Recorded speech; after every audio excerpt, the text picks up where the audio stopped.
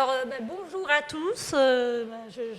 Comme mes camarades précédents, je suis très émue, très honorée de pouvoir prendre la parole pour ce très bel anniversaire marmotanesque, parce que moi je dis comme ça. Et donc j'étais encore de l'équipe quand... J'étais encore de l'équipe quand on débutait les réunions de préparation de cette journée anniversaire. Et depuis j'ai rejoint Martine à Clémence Isor, puisque je travaille désormais à Toulouse, à Clémence Isor. Un peu dans la famille Marmottan. Et moi, le mot que j'ai choisi et qui m'est venu tout de suite, quand Michel m'a posé la fameuse question, c'est famille. À Marmottan, j'y entre un peu clandestinement, au début des années 2000, comme stagiaire psycho non officielle. C'est Catherine Luttenbacher, infirmière et psychologue, qui m'y introduit. Je suis donc à l'hospitalisation à l'époque des 24 heures, qui en sont 25.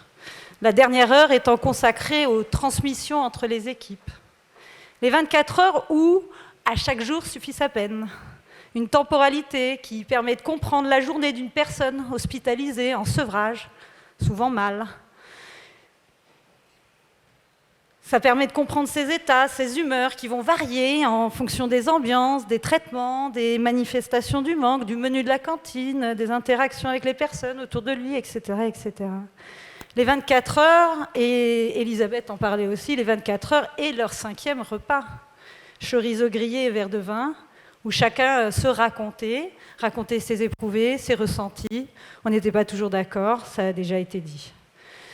Mais ce rythme des 24 heures vient à exploser, sa fin est annoncée. Au tournant des années 2000, l'hospitalisation subit une transformation réglementaire qui redéfinit les temps de travail du personnel, ce qui initie une nouvelle dynamique et de nouvelles pratiques, non sans contrainte et frustration. Arrivée comme stagiaire, je deviens accueillante. Et c'est chouette parce qu'Alain, il a déjà parlé de la fonction d'accueil. Donc c'est une fonction centrale, riche en apprentissage. Alors j'y apprends la formule « gentil n'a qu'un œil », qui laisse entendre que la duperie dépend aussi de la perception à voir, à pouvoir voir. À l'accueil, on en entend des vertes et des pas mûres. On reçoit en plein bide des histoires de vie hautes en couleurs, souvent cabossées.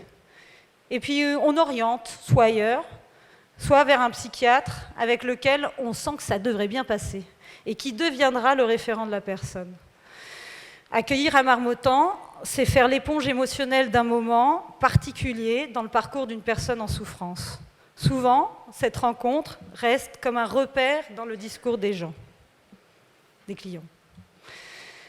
Quand j'y arrive, l'équipe est dirigée par le docteur Marc Valeur, chantre de l'ordalie, pionnier dans la prise en charge des joueurs et entrepreneur actif de la notion d'addiction sans produit.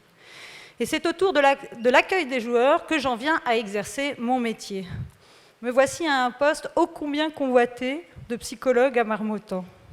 Pourquoi moi ? Pas parce que j'ai une connaissance des jeux, non. Tout ce que je sais des jeux et des joueurs, c'est eux qui me l'ont appris.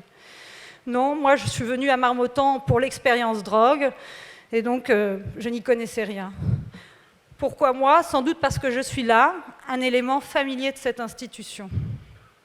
L'entrée dans le XXIe siècle rime avec changement de paradigme, de la toxicomanie aux addictions. Cette évolution amène de nouveaux publics à Marmottan, joueurs de jeux de hasard et d'argent, joueurs de jeux vidéo, accros aux sites pornographiques, familles, jeunes consommateurs. Tout ce monde-là patiente aux côtés de notre public traditionnel dans la salle d'attente bigarrée. Au rez-de-chaussée du bâtiment se croisent et se côtoient des mondes aux codes et aux cultures parfois opposés, le plus souvent dans une ambiance bon enfant. Et ces changements ne laissent pas indifférent l'équipe.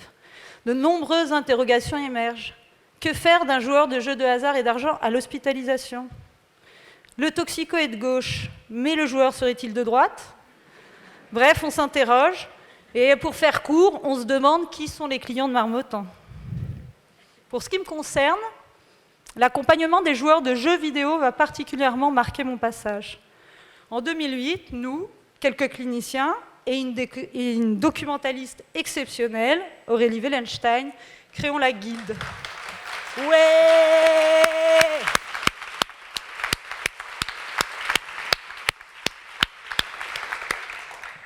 Donc la Guilde. La Guilde, c'est un terme qui fait référence au vocabulaire des gamers. La Guilde rassemble des soignants qui reçoivent des joueurs de jeux vidéo au sein de centres de soins, mais pas uniquement.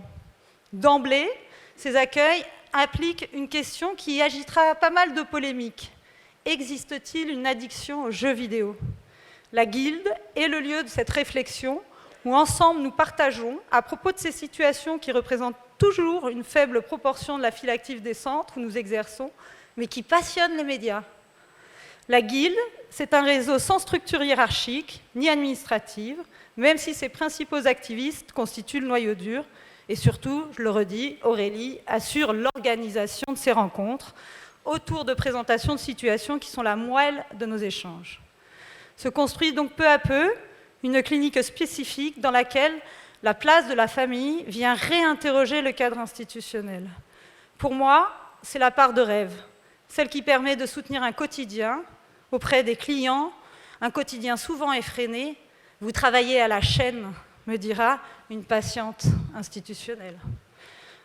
Car durant les années 2000, l'activité ambulatoire ne cesse de s'amplifier et implique de s'adapter. Les agendas papier, outils d'organisation, font leur apparition à l'accueil. On reçoit de plus en plus sur rendez-vous, ce qui modifie encore nos modes de faire. Ce qui reste stable, c'est la valse des bureaux décorés par les soins de Véronique Grenier. À Marmottan, seuls quelques privilégiés ont leur propre bureau.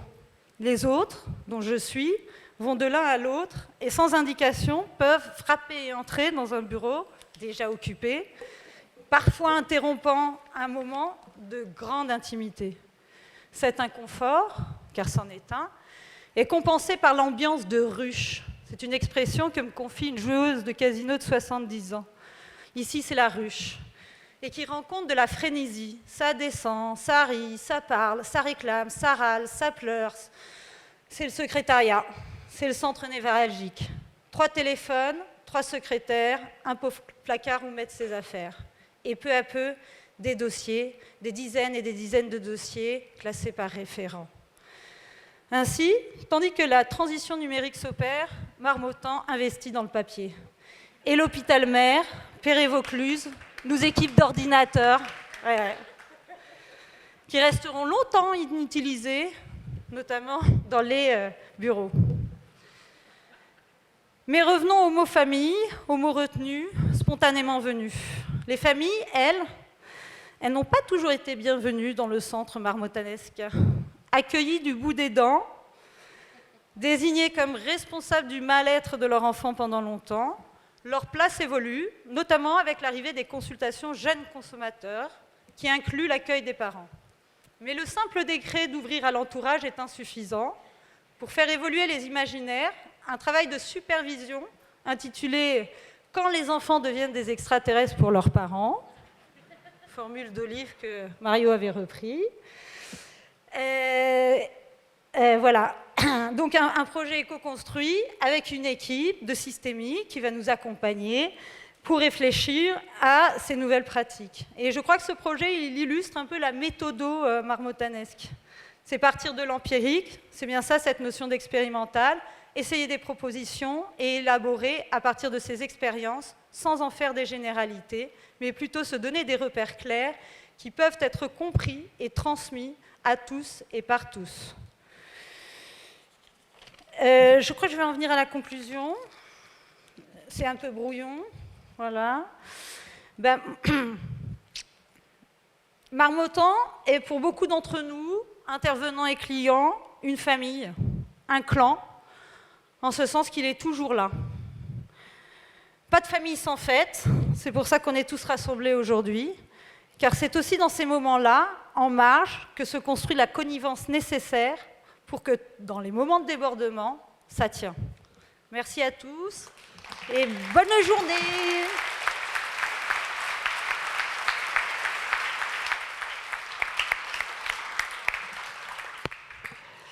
Donc, je m'appelle Dominique Boubillier, je suis médecin généraliste, par goût.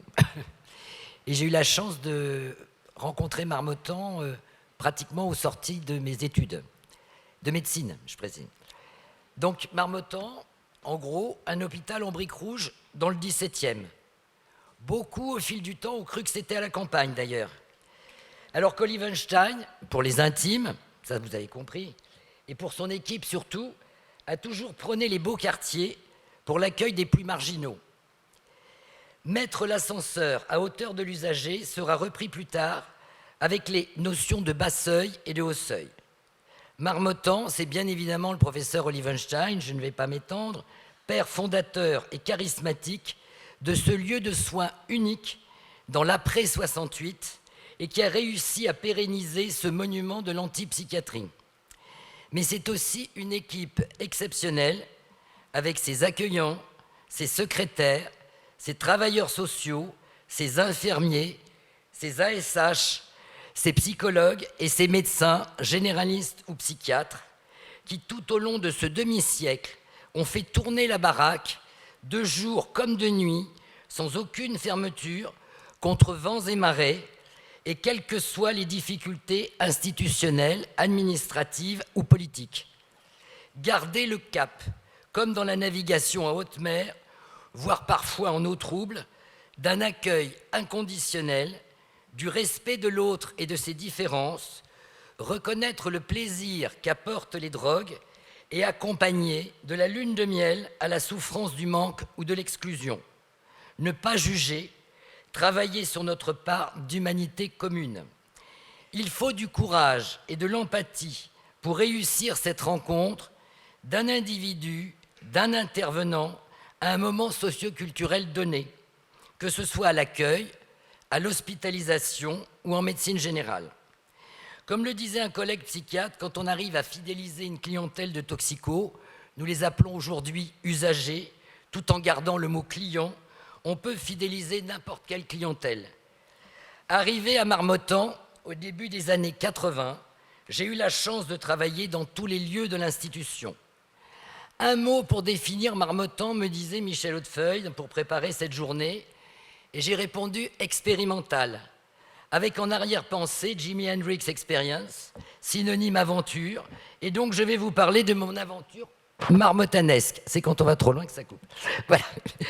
J'ai été recruté en tant que médecin généraliste avec une solide expérience de la gynécologie qu'après qu'une hospitalisée ait failli se soit retrouvée avec une grossesse extra-utérine en cours de rupture lors d'un sevrage à Marmottan. J'ai très vite été confronté aux violences et abus sexuels subis par beaucoup de nos clientes. On ne parlait pas encore de stress post-traumatique, mais il s'agissait de ce que l'on a appelé à l'époque la violence impensable, y compris pour certains soignants qui se posaient la question de savoir si ces révélations étaient de l'ordre du fantasme ou de la réalité. J'ai aussi l'habitude de dire que je suis arrivé à Marmottan en même temps que le virus du sida. Les toxicomanes n'étaient pratiquement jamais examinés en médecine, en dehors des OD ou de la réanimation, et il le reste encore souvent, tant aujourd'hui le trépied défini par l'OMS de santé physique, psychologique et sociale est particulièrement copieux chez les usagers. Savoir envisager l'intégralité des problématiques, apprendre à les prioriser en faisant appel aux ressources personnelles du sujet et en le rendant acteur de sa prise en charge. Mettre en commun notre savoir de professionnel du soin et celui du client qui est avant tout son propre médecin. C'est au contact des usagers que chacun dans Marmottan se forme, se remet en question et progresse dans sa pratique. Pas de protocole, mais un accompagnement sans faille, au jour le jour, voire au fil des années. Faire accepter et comprendre l'urgence du sida pour nos clients, même dans cette institution pionnière, ne fut pas chose facile. C'est dans une certaine confusion qu'arrivaient à l'accueil des résultats de sérologie positive qui s'entassaient dans un carton au sommet de l'armoire à dossier. Même Olivenstein se sentait plutôt, même si Olivenstein se sentait plutôt concerné, les questions de l'institution se résumaient parfois ainsi. Escolive a fait son test. Dès le début de cette épidémie qui concernait les 4H, homosexuels, hémophiles, haïtiens et orinomanes, nous avions, avec l'association Aide, demandé la mise en vente libre des seringues et débuté ce que l'on appellera plus tard la réduction de risque. Nous n'étions pas nombreux dans l'institution à accompagner Médecins du Monde, et notamment notre collègue Jean-Pierre Lhomme, qui rejoindra notre équipe à la médecine générale, dans les maraudes de distribution de seringues, à nous allonger dans la rue aux côtés d'ACT UP et à travailler sur l'ouverture d'un projet d'accueil de médecine générale qui allait aboutir à ce lieu qu'on appelle le 4e. Je tiens particulièrement à souligner ici la ténacité et le soutien inconditionnel de notre cadre, Madame Michèle Bleton-Charignon. Donc, on peut applaudir. Donc, pour résumer, des consultations sans rendez-vous, mais sur des plages horaires précises. Création d'un réseau avec gratuité des soins et possibilité de faire des bilans sanguins sans avance de frais. Création d'un réseau de soignants hospitaliers désireux de prendre en charge ces clients parfois difficiles, mais très attachants, quand s'instaure une relation de respect réciproque. Et je me souviens de l'association Pluralis et des liens très privilégiés qui se sont construits avec certains services de médecine interne, de maladies infectieuses ou immuno, et plus particulièrement avec le service du professeur Kazachkine à l'hôpital Broussais, puis à l'hôpital européen HEGP. Willy Rosenbaum avait un peu bousculé l'équipe en son temps en demandant si nous souhaitions des toxicos guéris ou morts. Il a fallu aussi s'attaquer à la couverture sociale de nos clients, qui peut parfois réchauffer un peu les marginaux. Avant les antiviraux et le premier d'entre eux, la ZT, une étude montrait que le seul critère retenu de longévité des patients face au sida était le fait d'avoir des ressources propres, RMI, AH ou autres. Également l'obtention d'un logement, les POPS, ça fait très... Les priorités d'occupation du patrimoine social, les pouvoirs publics pensaient alors qu'ils allaient tous mourir rapidement et qu'il valait mieux qu'ils ne meurent pas dans la rue. Et ils ne mouraient pas tous, mais tous étaient frappés, comme dans Les animaux malades de la peste de Jean de La Fontaine. Eux les clients et nous les soignants. Je me souviens de ces gardes de solidarité faites pour un collègue en commun à l'hôpital pour toxo-cérébral avancé et toujours inscrit sur le tableau de garde. Pas de traitement, peu d'espoir. Certains ont même cru que le sida allait régler le problème de la toxicomanie. Je me souviens de ce chef de clinique en maternité, surpris que nous venions, mon collègue Jean Hébert et moi, parler des femmes toxicomanes enceintes. Elles sont séropositives, nous allons les avorter, puis les stériliser, et de toute façon, elles vont mourir du sida. Olivenstein lui-même avait été frappé de cette volonté eugéniste à imposer des avortements quasi forcés, bien au-delà des termes légaux, y compris dans des services qui n'appliquaient pas la loi sur l'IVG. Nous avons beaucoup travaillé au 4e, Elisabeth en a parlé, beaucoup ri aussi, car il n'était pas question de devancer l'appel dans ce climat ô combien mortifère. Nous les avons aussi accompagnés jusqu'au bout, se battant à leur côté pour obtenir enfin une possible substitution, aujourd'hui si largement répandue. Ils sont repartis, les poches pleines de Bactrim, et si beaucoup ne sont plus là, d'autres peuvent témoigner des liens très forts qui nous unissent. Bon, je vais essayer de ne pas trop plomber l'ambiance. Un anniversaire, ça se doit d'être joyeux, mais en famille, on ne peut éviter que les plus anciens ressassent toujours un peu. Nous ne pourrions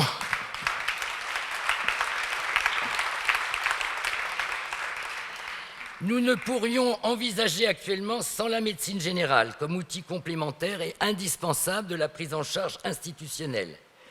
La prise en charge de l'hépatite C sous l'impulsion d'Hélène Delacaisse, présidente d'SOS Hépatite, avec le fibrotest, le fibroscan, les TROV, la collaboration du Dr Joseph Moussali et la Salpêtrière, la réduction des risques et la mise à disposition de matériel d'injection, d'inhalation que l'on retrouve également aujourd'hui à l'accueil, la prise en compte du tabac et des difficultés respiratoires en lien avec la consommation de crack. Plus récemment, la rencontre avec les chemsexeurs et la pratique du slam avec l'usage des catinones chez des clients majoritairement séropositifs.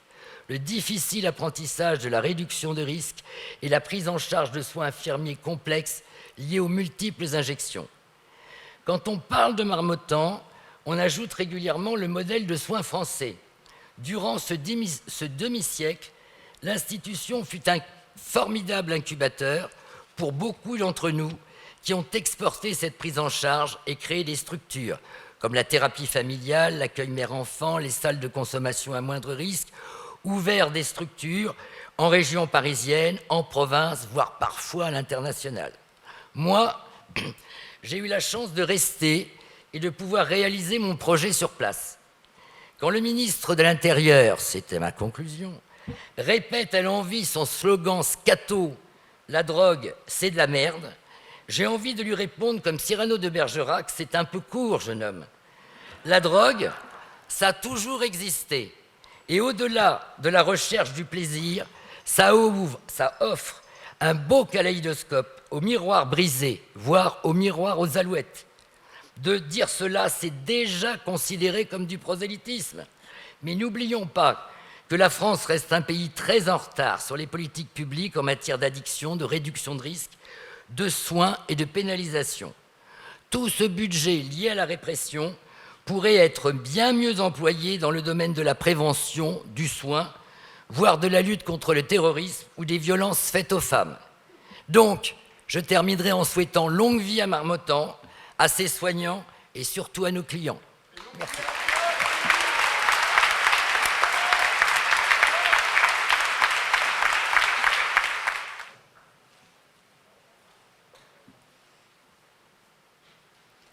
Bonjour à tous.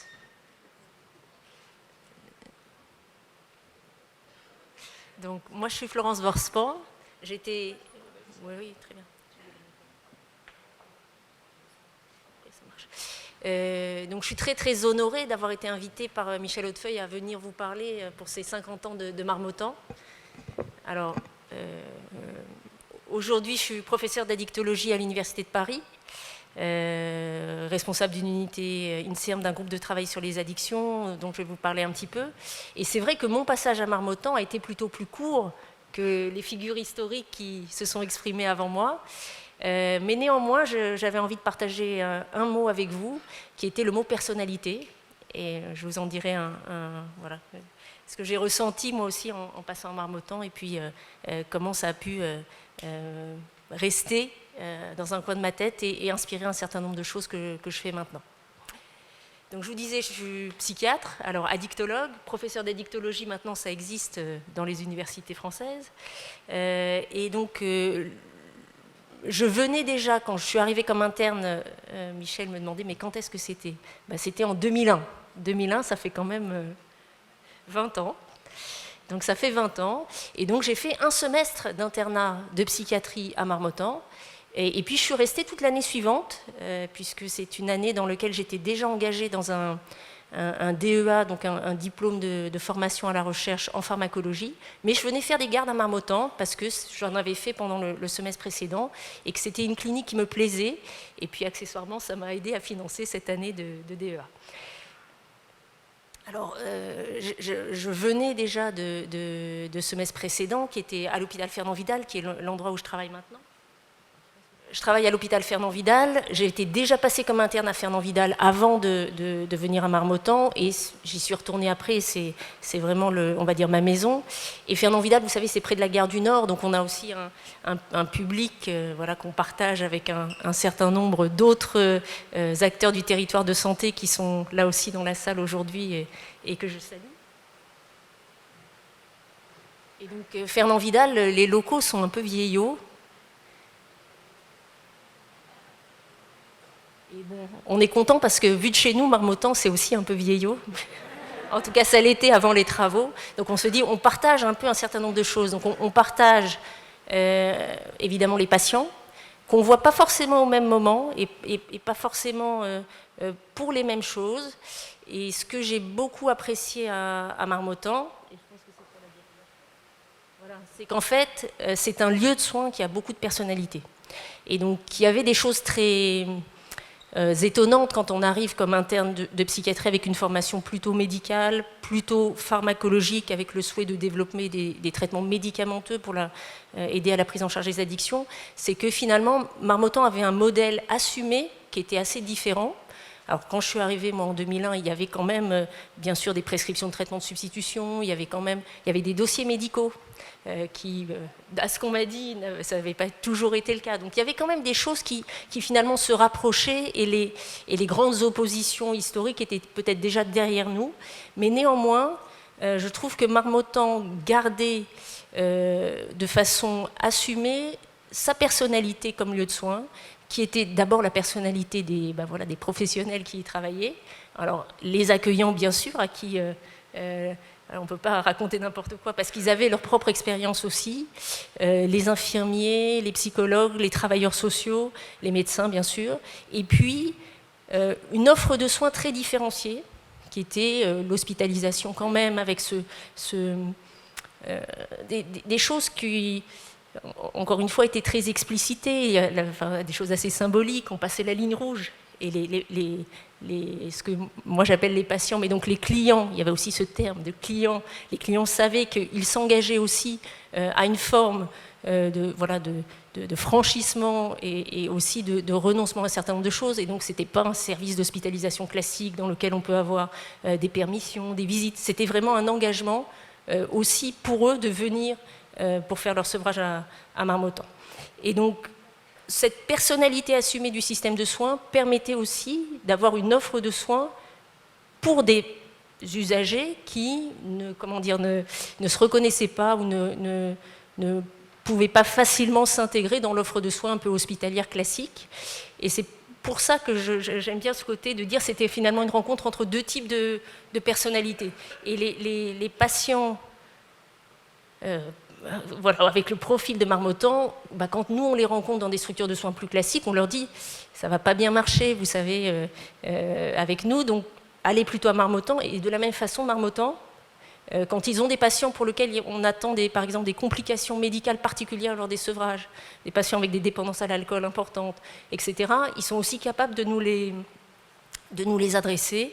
Et évidemment, on se dit que dans l'avenir qui est devant nous, avec une espèce de massification des consommations, de la demande de soins en addictologie, on se dit il faut être capable d'avoir un système de soins diversifié, où finalement chacun trouve son compte, et comme disait je ne sais plus qui, donc les patients votent avec leurs pieds, c'est-à-dire les patients choisissent les lieux de soins qui leur correspondent. Et donc voilà, c'est important pour moi d'être là aujourd'hui à ce titre, de pouvoir témoigner que j'ai appris des choses et parfois réutilisé certaines choses de mon passage à Marmottan, que je pense que l'entente ou la collaboration entre tous les acteurs du système ou de l'offre de soins sur notre territoire de santé est importante.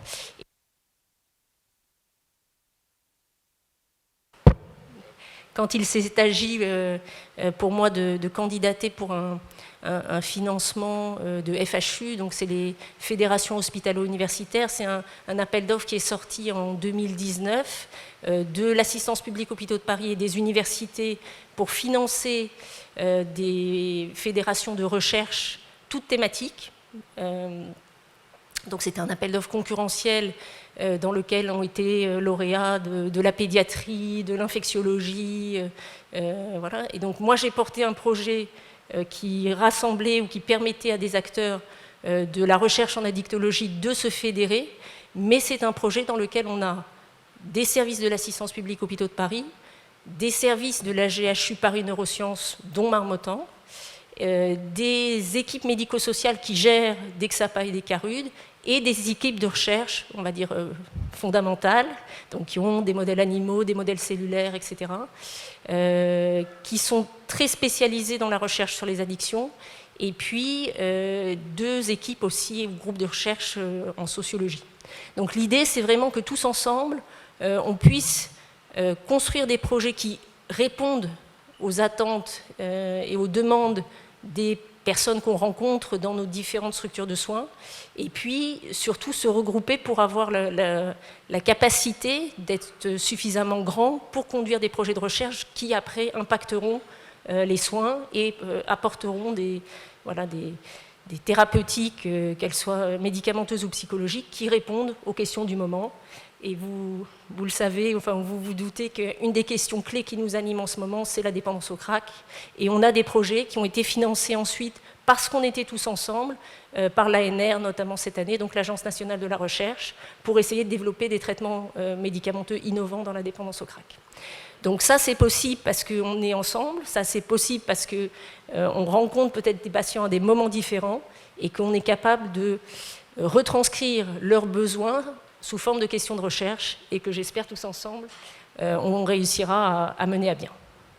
Donc voilà ce que j'avais à vous dire pour aujourd'hui et encore une fois, merci beaucoup de m'avoir invité également à témoigner sur la personnalité de Marmottan.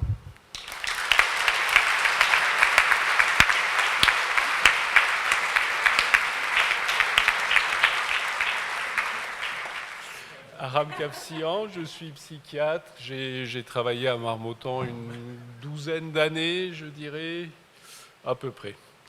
Et je suis parti il y a une dizaine d'années, à peu près. Je crois que peut-être Michel m'a posé une contrainte supplémentaire par rapport aux autres. Il m'a dit les 10 minutes, etc., tu ne dépasses pas de 30 secondes. Et en plus, il m'a dit, tu ne prends pas un mot bateau comme d'autres vont vouloir le faire, genre liberté. Alors, j'ai dû chercher et je me suis rabattu un peu dans le registre de l'imaginaire, comme le thème de la journée le permet ou même y invite. Donc je vous avertis tout de suite, une partie de l'imaginaire, une bonne partie de l'imaginaire que je vais évoquer, je n'en ai ni connaissance ni une expérience directe, donc vous ne me tomberez pas dessus par rapport à ça, j'espère. Donc d'un autre point de vue, ça me convient bien parce que j'ai un esprit relativement simple et je fonctionne volontiers aux images. Alors, si je devais exprimer en un mot ce que Marmottan représente pour moi, je pourrais dire un bordel. Pas tellement au sens figuré du terme de désordre, hein, au sens plus littéral. Et c'est même pas le quartier où on se trouve qui m'inspire. C'est plutôt une image que j'ai gardée de Marmottan, de la partie accueil, plus particulièrement, où les clients viennent, attendent attendez, c'est toujours comme ça, si tu as dit que c'était au rez-de-chaussée, attendent dans une salle en bas, nous sommes avertis de leur présence, nous descendons par un escalier les chercher, et puis on remonte ensemble.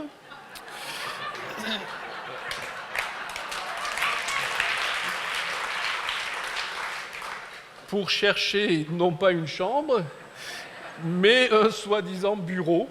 Enfin, à l'époque, on pourrait dire soi-disant, peut-être ça va être mieux. Sûrement, c'est pas mieux avant, c'est mieux après. C'est un soi-disant bureau avec au passage un petit lavabo dans un coin. À l'époque, on ne s'en servait pas. Donc, on cherche ce bureau et quand on le trouve, on y passe un moment. On y passait un moment ensemble, éventuellement avec le risque de déranger à un moment particulièrement délicat. Mais bon, c'était comme ça. Et c'était assez chouette. C'était assez chouette. Alors certains jours, ça pouvait faire maison de passe, tellement la cadence de travail était importante.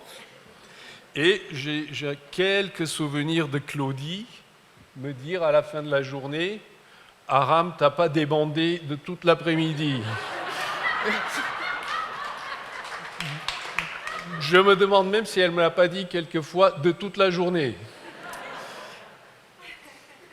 Maison de passe, quelquefois, pas maison close, hein, vous l'avez compris, parce que ouverte, tout à fait ouverte, sauf peut-être l'unité hospitalisation, la partie hospitalisation, un peu plus club privé.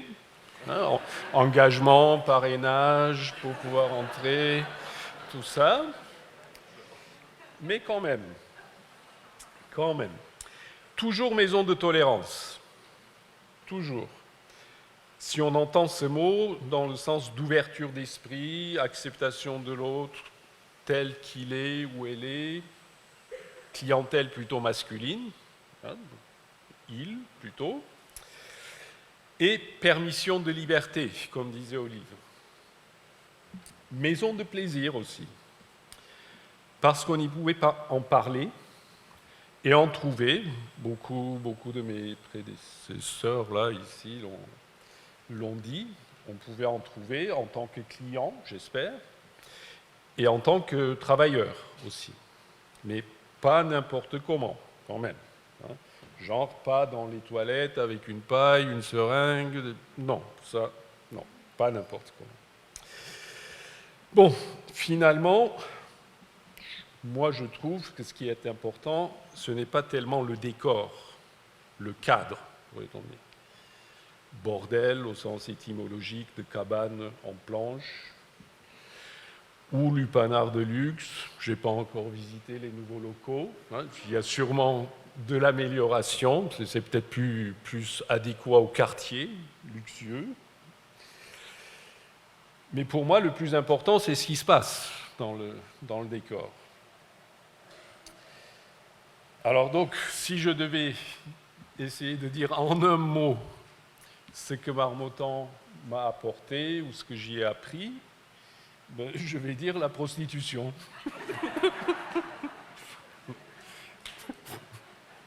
Donc ça ne fait pas deux mots, c'est la même idée, ça va. La prostitution. Alors, une prostitution librement exercée, bien sûr. Donc j'ai regardé un peu, prostituée, étymologiquement, ça vient de placer en avant, exposer en public. Donc il y a une idée pour moi d'accueil, voire d'aller vers, comme on dit maintenant. Donc, pour ce qui concerne Marmottan, pas trop la retape quand même, sur le trottoir, mais une grande ouverture. En quoi consiste ce métier ? J'ai réfléchi comme ça juste un peu, j'ai mobilisé mon imaginaire plutôt. Séduire, chercher à plaire pour créer un lien et se donner au client pour le satisfaire. C'est là pour moi le sens du service public.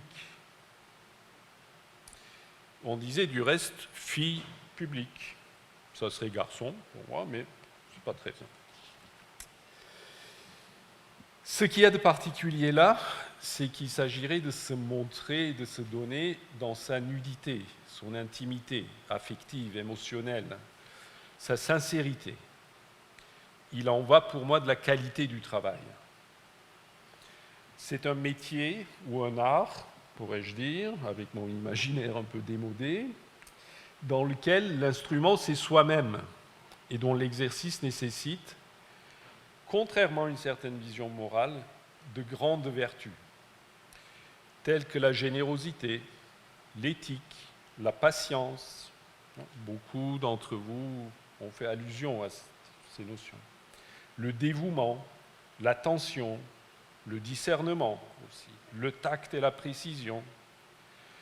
On pourrait dire aussi non-jugement, amour du prochain, compassion ou empathie, si vous préférez, enthousiasme. À ces conditions, on peut espérer devenir fille ou garçon de joie. Et tout le contraire de femme ou homme de mauvaises mœurs. Ce qui peut avilir ce métier, ce n'est pas du tout la nature du travail, mais la présence d'un maquereau qui méprise, exploite, tente de soumettre, contrôler, manipule, contraint et oblige. Pour conclure, je dirais que j'ai appris à Marmottan qu'il nous appartient de nous affranchir des tutelles. Et je voudrais, pour finir vraiment, rendre hommage à un ou des pays qui, pour moi, font actuellement l'honneur et la dignité de la France. Vive la liberté, vive le marronnage. On va être obligé malheureusement d'arrêter pour aller déjeuner. On reprend à 14h30. Donc merci d'être présent à 14h30. On a 2 plénières très intéressantes. La première sur les aventuriers et ensuite sur les questions, les problématiques un peu plus actuelles. Donc merci et bon déjeuner. On se retrouve à 14h30.